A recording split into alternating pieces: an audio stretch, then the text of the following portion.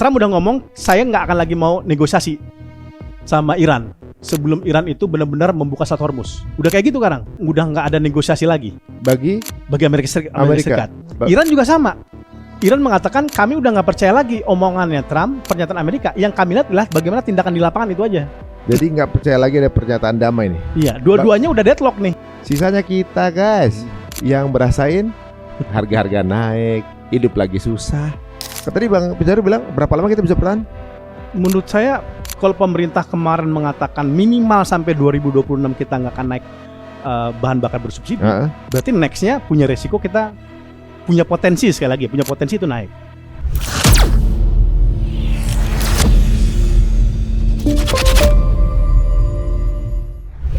Saudi itu protes ke Amerika Serikat. Ini bahasanya anak liar lo nih makin kurang ajar nih. Ya, dia pengen ada skenario untuk kemudian mengusir warga Gaza ditampung di Saudi. Itu menyinggung Saudi dan kemudian Saudi udah melihat nggak bisa lagi berpatokan keamanan dia kepada Amerika Serikat. Pasti kalau dalam hubungan internasional, kalau tadinya dia punya sandaran aliansi geopolitik, tapi itu tiba-tiba tumbak, dia mencari aliansi yang lain. Siapa tuh? Turki, Pakistan. Tapi kayaknya makin ini terpolarisasi sih sebenarnya. Iya, gitu. Makanya sekarang teluk terbagi nih. Ada yang masih pro sama Amerika sama Israel, which is itu model kayak Uni Emirat Arab. Bahrain juga, walaupun Bahrain nggak sekuat Uni Emirat Arab. Ada yang mulai melipir nih. Gitu. Yang mulai melipir Saudi. Kemudian Jordan. Lalu Mesir? kemudian Mesir kan bukan negara teluk. Oke. Di Afrika. Gitu. Kemudian Qatar. Kan negara teluk itu 6, Uni Emirat Arab, Saudi, Yordania, Kuwait, Qatar, Oman. Kayak gitu. Oman juga lagi konflik nih sama Amerika nih. Oman kan diancam lah ya sekarang. Diancam mau diratakan tuh Oman. Mau diratakan. Kayaknya kan ada tuh teken sesuatu lah Trump kalau nggak salah tuh. Di pokoknya sama Emirat apa pemana gitu. Iya. Itu apa tentang apa tuh? Itu kayaknya yang dia ngomong Oman itu di situ kan kalau nggak salah. Iya, jadi sekarang itu Amerika ini mengeluarkan syarat agar dia deal sama Iran, negara-negara Arab harus teken Abraham Accord sama Israel. Abraham Accord, iya. Sama Israel. Jadi gua pinter nih Donald Trump nih. Gua musuhan sama Iran nih. Kalau lu kan semua negara tuh pengen gua damai nih sama Iran, nggak ada peperangan lah minimal kayak gitu ya. Gue pengen damai sama Iran, tapi lu syaratnya lu juga harus damai sama Israel. Negara-negara Arab ini tujuannya lu bisa memberikan perlindungan kepada Israel. Saudi, Pakistan, Kuwait, Jordan. Jordan sih udah tekan peace treaty dia 94 sama Israel gitu ya. Indonesia mungkin juga digoyang. Kayak gitu. Sama juga kan kita didorong masuk BOP salah satunya karena itu. Ya kan gitu. Tetapi Saudi nggak mau.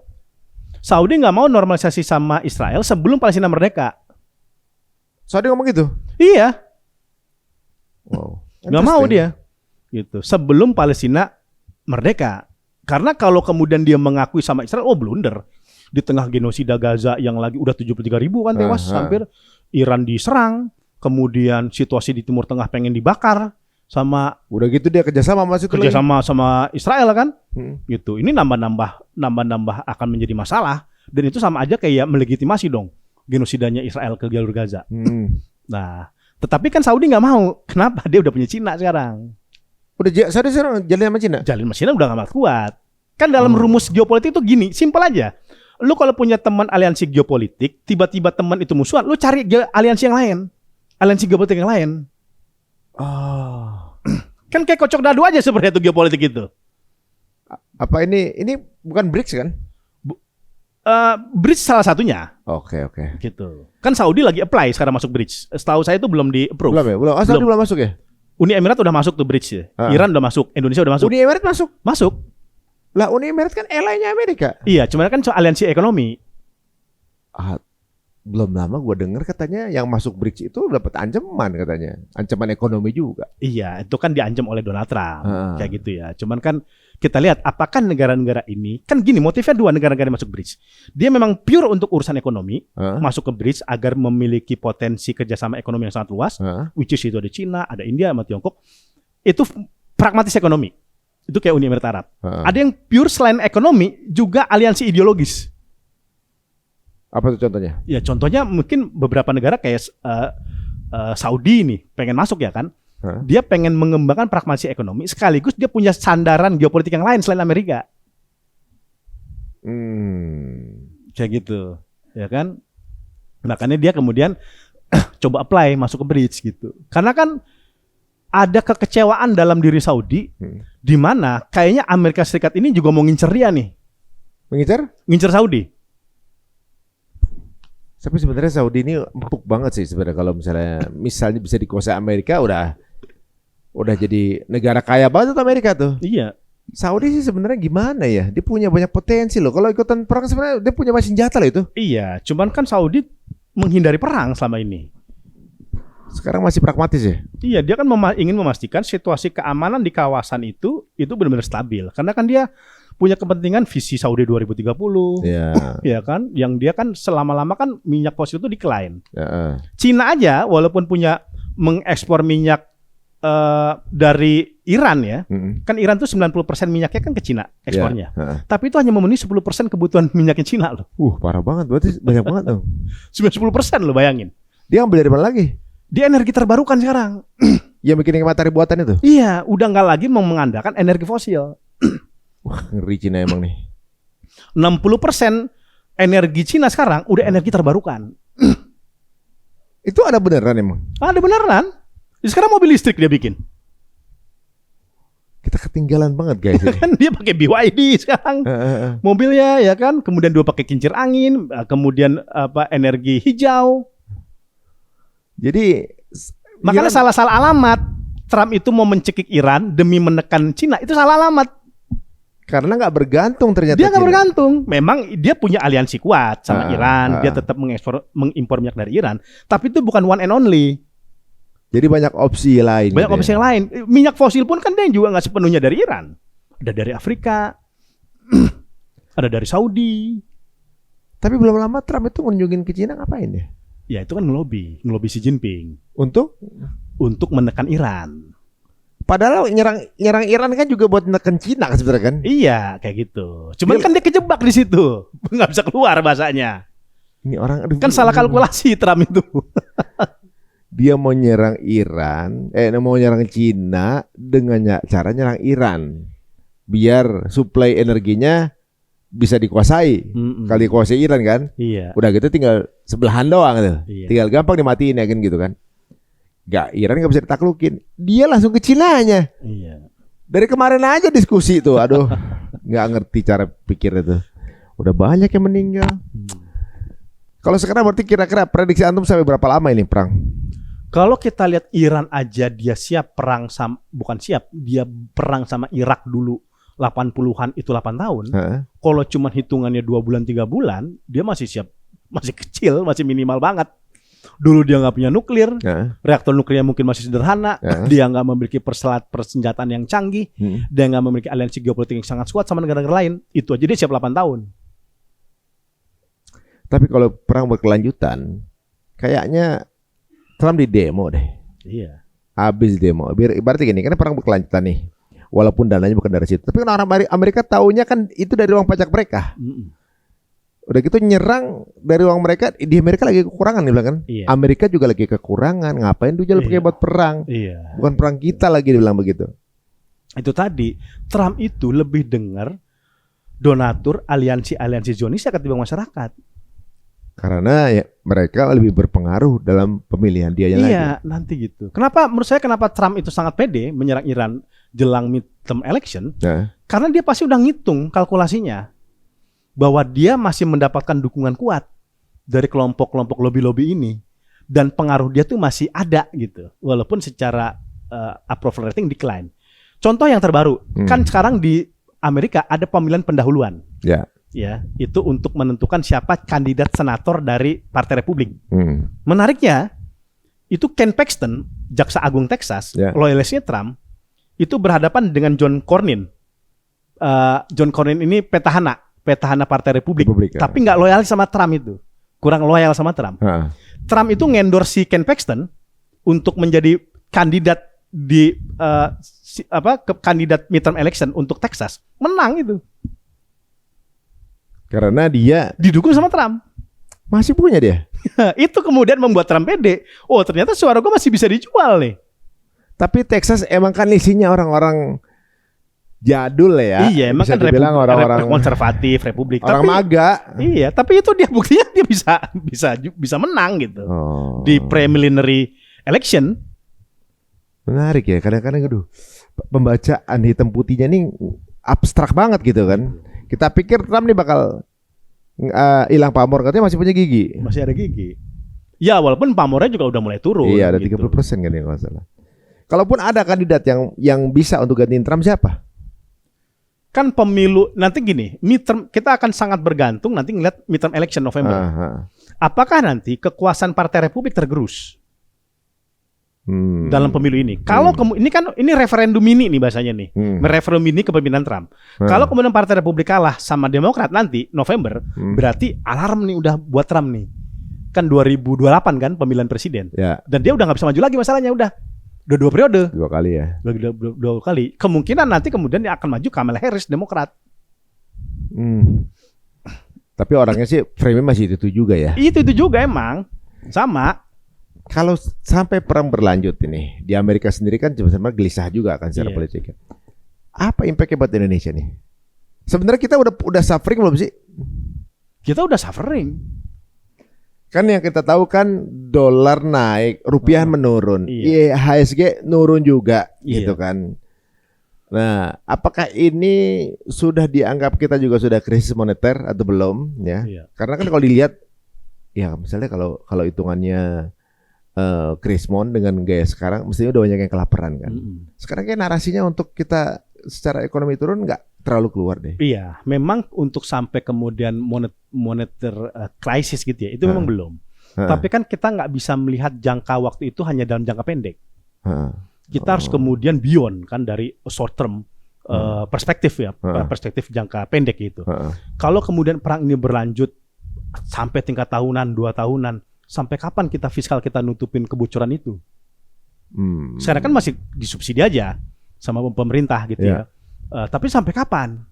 Kita ada subsidi sekarang? Iya masih subsidi kan, minyak makan nggak naik ya kan. Tapi kan dinaikkan nanti yang kemudian yang jenis minyak yang udah lebih Pertamax turbo misalkan ya, atau yang di atas itu kan udah mulai naik gitu. Ini kan bukti bahwa sebenarnya ya pemerintah masih nahan aja ya gitu ya. Nanti kalau ini berlanjut perang setahun, 2 tahun, 3 tahun kita bisa bocor.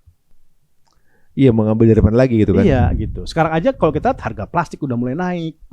Ya, harga kebutuhan pokok beberapa naik gitu. Memang dampaknya belum begitu besar seperti itu ya.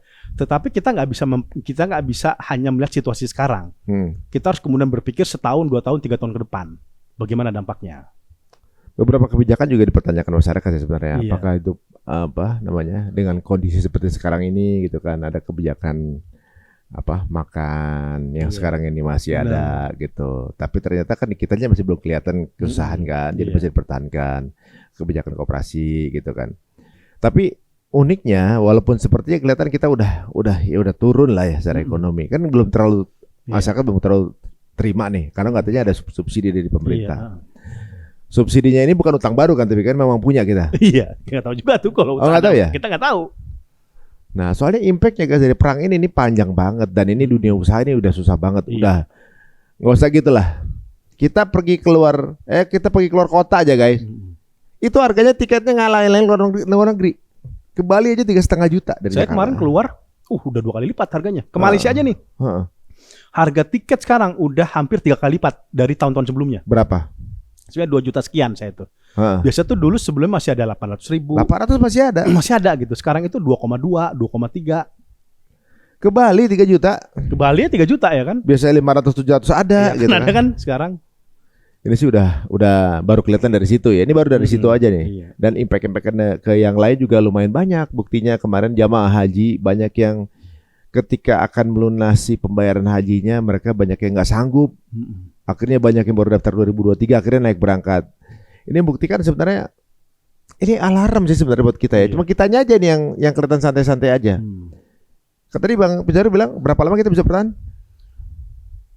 Menurut saya kalau pemerintah kemarin mengatakan minimal sampai 2026 kita nggak akan naik bahan bakar bersubsidi, berarti nextnya punya resiko kita punya potensi sekali lagi, punya potensi itu naik. Which is tinggal beberapa bulan Sekarang kan udah Juni, 6 bulan lagi kan? 6 bulan. 1 semester lagi. Tapi kan tergantung. Kalau perangnya selesai, aman. Aman. Ya. Nah sekarang kalau kita ngeliat posisi keuangan Indonesia kan ISG turun, rupiah juga turun. Ini ada pengaruhnya nggak dengan kebijakan politik Amerika yang merasa Indonesia ini sudah mulai main mata sama pihak lain? Kalau kita lihat kan sekarang justru Indonesia sangat mendekat kepada Amerika Serikat. Oh gitu. Ketimbang negara-negara lain. Oh. Ya kan? Kemarin yang terbaru misalkan kita Kertajati ya siap dijadikan pangkalan Hercules ya dari Amerika Serikat. Gitu ya. Kita nih? Iya, Kertajati. Pangkalan Amerika di Indonesia? Jadi bukan pangkalan militer, tapi pangkalan kayak semacam reparasi Hercules. Iya, sekarang aja gitu. Iya kan? Berarti kan pesawat lainnya boleh landas ke situ Iya, dong. sama kemudian kita lagi ada kesepakatan udara kan sama Amerika Serikat, akses udara untuk kapal-kapal Amerika Serikat. Boleh lewat gitu. Walaupun kita udah memberikan garis merah itu tidak boleh dipakai untuk perang. Who knows? Amerika. Kita mau nyegahnya pakai apa? Itu kan. Itu dia. Iya. Siapa yang bisa mastiin Amerika tidak memakai itu sebagai pangkalan perang? Karena jangan lupa kita punya pangkalan Amerika Serikat 2000 km dari Sumatera. Ini Sierra Leone. Diogo Garcia. Oke. Yang di bawah itu ya? Iya, di Samudra Hindia. Iya. Oh. Itu membuktikan ya bahwa sebenarnya Amerika tuh ada di setiap penjuru pojok-pojok negara dunia itu ada Amerikanya. Jadi siapapun yang mau gimana-gimana mereka udah siap tuh pangkalan militer terdekat gitu. Nah kalau kita misalnya jaringan udara kita mau dilewatin dan kita nggak sepakat, kita mau ngelarangnya pakai apa? Iya. Kemarin habis pembicaraan itu kalau laut kita nih negara maritim dilewatin sama kapal selam, kita mau nyegatnya pakai apa? Iya. Gitu. Nggak boleh masuk, ya nggak boleh masuk, nyegatnya pakai apa? Ya gitu dia. Ya mudah-mudahan ini jadi pendewasaan ya. Kalau sekarang kita lihat negara lain pada udah siap-siap punya Iron Dome, segala macam. Itu dia. Kita punya apa? Kita bertahan pakai apa ya? Ya kan, gitu. Dan sekarang kalau kita lihat dalam geopolitik global, senjata ataupun alat pertahanan itu betul-betul menjadi bargaining, leverage kita. Iran makanya dia masih mempertahankan nuklir, leverage-nya di situ. Dia nggak mau menyerahkan uranium karena itu bargaining-nya di situ. Kalau Iran itu nggak punya uranium, itu nggak mungkin disasar oleh Amerika Serikat. Oh. Apa emang nyari alasan? Nggak? Mungkin ya nyari pengen ada pembenaran aja. Sangat mungkin. Cari-cari alasan juga. Gitu. Sebenarnya memang mau nyaplok Iran dengan tujuan yang lain misalnya. Iya, bisa kita nggak tahu. Tapi kan, dengan alasan itu. Iya, karena kan terbukti Netanyahu sebenarnya udah mencoba menyarankan untuk melakukan serangan kepada Iran itu sudah di eranya Bill Clinton. Bill Clinton, George Bush, iya, Obama itu kan juga sama. Tapi kan Obama itu lebih memilih jalan negosiasi ketimbang melakukan jalan invasi. Gitu. Dan Direktur Kontraterorisme Amerika Serikat kayak Jokin kan mengatakan dia belum ada bukti yang sangat real bahwa Iran itu udah punya senjata nuklir. Dia punya fasilitas nuklir, iya, tapi nuclear weapon not. Enggak gitu.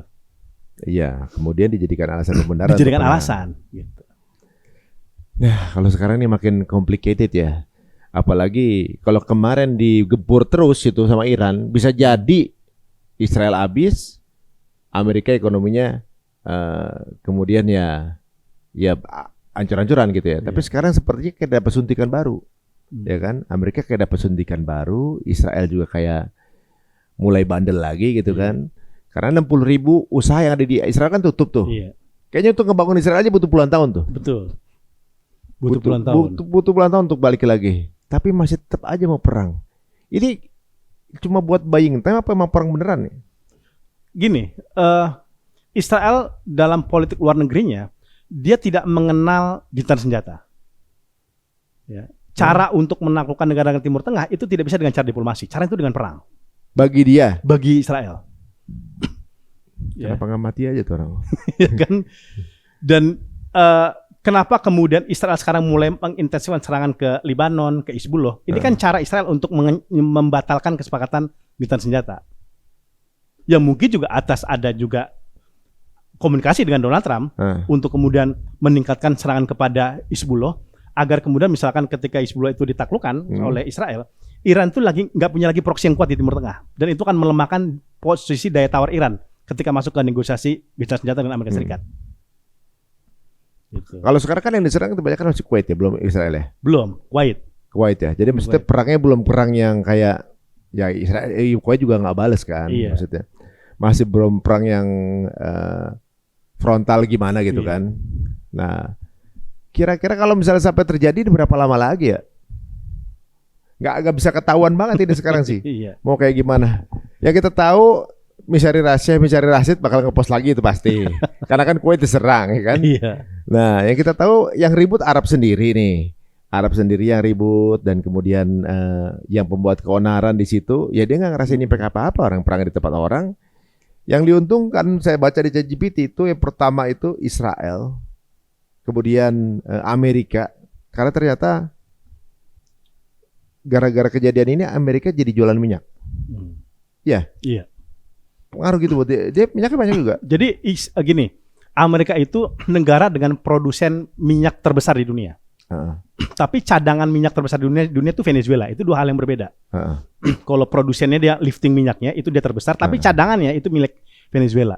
Dan kenapa kemudian akhirnya Amerika jualan minyak? Karena untuk menstabilkan harga energi global. Kan ketutup nih sama Iran ya kan.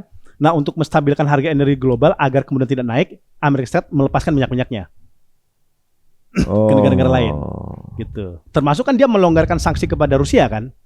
Tapi dia pinter tuh Amerika. Rusia itu nggak boleh jualan minyak dengan harga yang tinggi agar tidak nguntungin Rusia. Tapi boleh jualan. Boleh jualan, dilonggarkan sanksi sedikit lah, tidak banyak. Nah, makanya kan Indonesia kan coba ke Rusia kemarin kan Pak Prabowo itu kan. Itu kan salah satu juga untuk melobi bahwa Indonesia tuh dapat kecipratan minyaknya dari Rusia. Mumpung Trump itu lagi longgarin sanksi. Jadi kita tuh lagi ngambil serpian-serpian yang bisa dibawa pulang ya. Betul. Jadi gimana masa depan kita nih Bang? Kalau ngeliat perang seperti sekarang ini nih. Kalian tuh juga ngeliat kayak sekarang perangnya masih belum dibilang gede belum, tapi kecil juga enggak. Iya. Gitu kan. Tapi intensitas Amerika nyerangnya juga masih belum frontal ya, apa udah? Iya. Jadi gini, sekarang itu eskalasi udah mulai naik lagi. Walaupun bukan full scale war, bukan perang skala penuh. Ini masih bisa dibilang ini serangan yang saling balas, tapi skenario masih kepada serangan defensif. Amerika menyerang Iran dengan alasan Iran menyerang kapal-kapalnya mereka. Iran melakukan serangan ke Kuwait dengan alasan kami self defense karena kami diserang dulu. Jadi masih tahap seperti itu. Jadi saling serang tapi tidak mau sama-sama menaikkan skala perang karena ongkosnya mahal. Kalau perang ini kemudian menjadi besar, terbuka, harga minyak akan kembali naik. Ya gitu. Amerika kayaknya juga masih mikir. Tetapi kita nggak bisa kemudian sangat optimis perang ini akan gini-gini aja. Akan pasti ada juga opsi-opsi terakhir bahwa kemudian akan terjadi peperangan skala besar antara Amerika Serikat dengan Iran. Ketika memang sekarang aja nih kan bahwa Trump udah ngomong saya nggak akan lagi mau negosiasi sama Iran sebelum Iran itu benar-benar membuka Selat Hormuz. Udah kayak gitu sekarang. Udah nggak ada negosiasi lagi bagi Amerika Serikat. Iran juga sama. Iran mengatakan kami udah nggak percaya lagi omongannya Trump, pernyataan Amerika. Yang kami lihat adalah bagaimana tindakan di lapangan itu aja. Jadi nggak percaya lagi ada pernyataan damai nih. Iya, dua-duanya udah deadlock nih bahasanya. Terus Pakistan gimana Pakistan? Ya Pakistan problematikanya kan secara umum dia peran Pakistan hanya sebagai fasilitator bukan mediator. Gitu. Makin pelik ya guys. Ini kayaknya yang dua-duanya ini kayak gengsi, kayak orang lagi marahan ya. Lagi marahan tapi yang sandra-sandraan gitu. Yang satu bilang lu nggak bakal bisa beli di gua. Yang satu bilang ya lu juga gak bakal bisa jual. Gitu kan. Yang satu nyolek, satu balas. Dia mulai udah kayak anak kecil aja udah. Sisanya kita guys yang berasain harga-harga naik, hidup lagi susah gitu ya. Waduh, berdoa aja deh kalau gitu kita. Semoga semua perang cepat selesai dan juga kita punya sumber daya baru untuk dijadiin kehidupan kita ke depannya biar nggak subsidi lagi. Sekarang kalau nggak salah udah minyak tuh per barel 95 ya. Iya. Tinggi juga itu. Tinggi. Dulu sebelum perang 60 kan. Itu. Sekarang udah sekitar 95 sampai 100-an. Kan dianggarkan 70 ya. Iya. Dengan APBN ya. Udah lewat banget ya. Udah lewat banget. Aduh, alhamdulillah Bapak Ibu yang masih sekarang merasakan belum terlalu banyak impact. sementara. Iya. Kita doa aja semoga semuanya akan lewat dengan mudah. Kira-kira apa nih Bang harapan-harapan positif yang bisa terjadi? Pertama gini, walaupun terjadi peperangan, terjadi saling serang, pintu-pintu diplomasi tidak benar-benar mereka tutup. Gitu. Amerika Serikat, Iran mengatakan kami masih terbuka diplomasi walaupun kami udah nggak menaruh percaya. Walaupun dia akan negosiasi itu bukan berarti dia udah percaya sama Amerika, enggak. Tujuannya Iran tuh lebih kepada dia ingin sebenarnya perang ini berakhir. Bukan berarti dia percaya sama Amerika Serikat. Gitu. Amerika Serikat juga sama. Dia mau nanggung kosnya seberapa besar. Kan tadinya serangan ke Iran itu cuma dijangka waktu seminggu 2 minggu. Tapi sekarang udah masuk ke 3 bulan. Bisa mungkin bertahun-tahun. Trump juga nggak kalkulasi ini. Makanya Trump itu juga agak kecewa sama Netanyahu. Prediksi lu salah bro. Lu bilang gue nyerang Iran, gue membunuh Ali Khamenei, akan terjadi demonstrasi di internal Iran, menggulingkan pemerintahan rezim Iran, dan dia bisa kita jadikan Venezuela kedua. Ternyata salah kalkulasi. Ada kekecewaan juga Trump itu kepada Netanyahu. Sama timnya juga. Kayak gitu. Karena kan bisa dibilang Pentagon udah menolak. CIA mengatakan ini konyol. Nyerang Iran. Kemudian juga pejabat-pejabat militer yang lain, ini bukan opsi terbaik. Ini justru kita bunuh diri. Melakukan serangan kepada Iran. Which is dia akhirnya terperangkap kan sekarang nggak bisa keluar. Kayak gitu. Ya nggak bisa keluar. Nah makanya poin-poin diplomasi masih tetap terbuka. Tetapi sejauh mana perang ini akan berakhir, yaitu sejauh tidak adanya lagi poin-poin baru yang disampaikan oleh Amerika Serikat. Dia juga labil banget buat Amerika Serikat ya? Iya, karena itu tadi dia harus memenuhi 3 layar ini. Bingung ngomongin bapak tua itu asli. Iya kan? Jadi orangnya gak konsisten ya kan ya berarti kan? Itu kenapa dia berubah-ubah tiap hari? Bikin tweetan aja 16 kali sehari, bayangin terus sosial. Oh terus sosial itu ya? Terus sosial itu 16 kali loh sehari loh. Keubah-ubah, berganti-ganti. Itu juga yang pertama menurunkan kepercayaan Iran untuk negosiasi sama Amerika. Ya siapa yang mau diskusi sama orang yang itu? Yang nggak komitmen. Gitu. Percuma diikat pakai kontrak. Tadi dia langgar juga. Iya, gitu. Itu guys sebagai contoh ya bagaimana Amerika Serikat ngajakin damai, dikasih damai dia minta lebih. Nambah ini, nambah itu. Penambahannya tergantung dia dapat masukan apa nih baru nih dari bosnya. Tambahin ini dong, tambahin. Lama-lama Iran kesel juga. Sekarang nggak ada lagi kata-kata damai gitu. Sejauh ini sih Amerika juga sekarang gengsi juga. Aduh, saya nggak tahu nih ujungnya akan sampai kemana ya. Kita berharap ya nggak terlalu berdampak banyak untuk Indonesia. Tapi yang pasti Amerika ini mulai terlihat bahwa sebenarnya para pemimpinnya adalah bukan pemimpinnya. Bahwa sebenarnya pemerintahan Amerika adalah tersandra dengan satu pihak ini. Pihak siapa dia? Sebentar lagi mungkin dunia akan membuka siapa sih orang-orangnya yang membuat kekeh penyerangan terhadap Iran, dan tentunya duit PKK pasti banyak banget. Pasti duitnya lebih banyak daripada duitnya parlemen. Iya. Iya kan? Iya. Parlemen udah nyuruh berhenti kan kemarin kan? Iya, parlemen kan di internal Partai Republik saja yang masih waras nih, masih rasional, udah mengatakan bahwa sebaiknya Amerika Serikat mundur. Ini waktu yang tepat. Kayak gitu. Iran sudah mau buka Selat Hormuz, dia udah mau menurunkan senjata dia. Asal fokus dulu kita bahas Hormuz dan penghinaan peperangan. Nuklir nanti dulu deh. Poin kedua, karena rumit tuh nuklir nih. Masa rumit. Yang penting kita Hormuz dibuka dulu, energi stabil, ekonomi stabil, itu aja dulu diincar. Ada sebagian dari oknum-oknum dari Partai Republik yang mencoba rasional memilih opsi ini dulu. Gitu. Yang penting perang tidak berlanjut, ekonomi Amerika Serikat semakin pulih. Karena kalau berlanjut, ini dulu aja Irak itu 2 triliun US dollar habisnya. Itu 2003 loh. 2 triliun US dollar. 2 triliun US dollar. Untuk perang aja tuh? Iya. Ini kalau kemudian ini panjang, apalagi sekarang udah era 2026. Dan jangan lupa, dulu Amerika nyerang Irak, itu dia masih mendapat dukungan Kongres, dapat dukungan NATO. Sekarang kan enggak. 2 juta di zaman itu ya? 2 triliun. 2 triliun. Itu pun angka minimal. Ada yang juga mengatakan 5 triliun US dollar. Ada yang mengatakan 8 triliun. Itu di zaman itu guys. Bayangkan di zaman sekarang. Itu bisa puluhan triliun tuh. Dan kayaknya nggak rasional sih untuk nyerang sesuatu yang bukan kepentingan mereka gitu. Bukan kepentingannya rakyatnya ya. Berarti kan ini kepentingannya sih beberapa orang aja. Waduh, terima kasih nih Bang untuk infonya yang sepertinya ya bisa dibilang nih kabarnya tengah-tengah ya.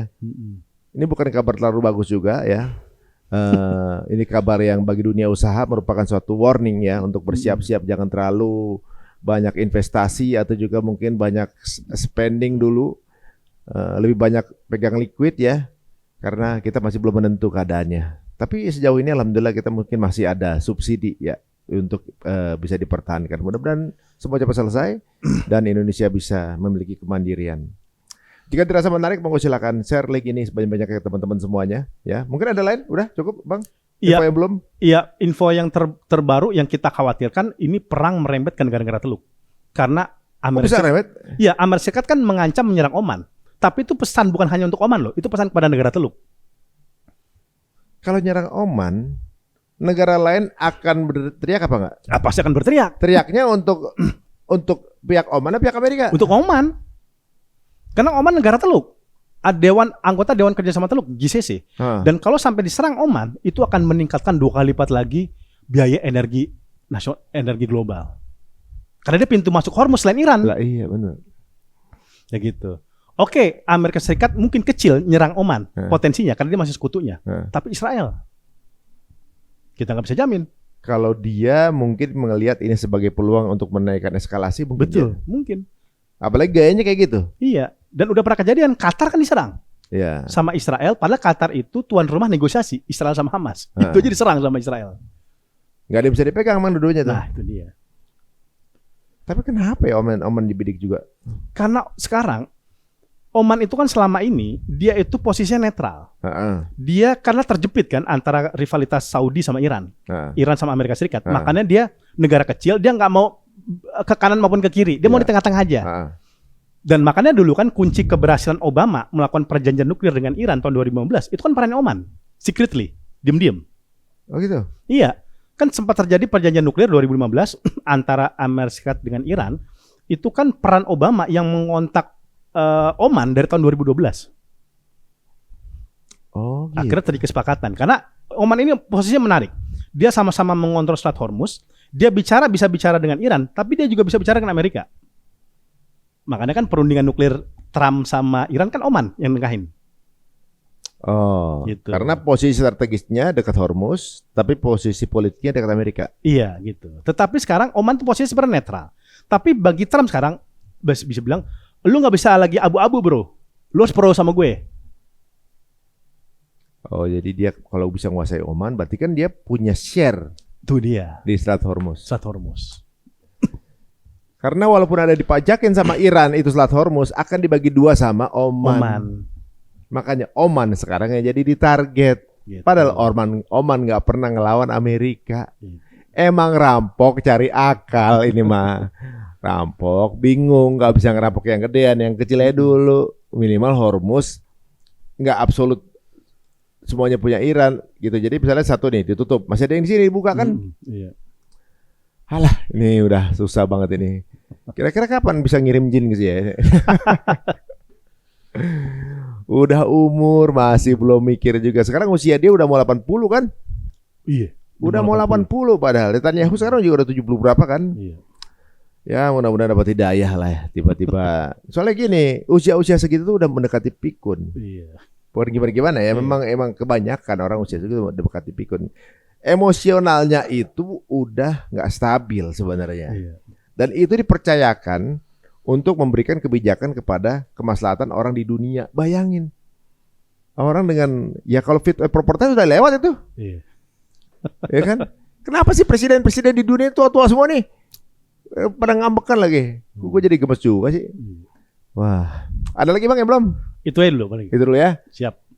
Oke guys, sekarang tentunya kalau kita lihat ya, eskalasi sedang berlanjut.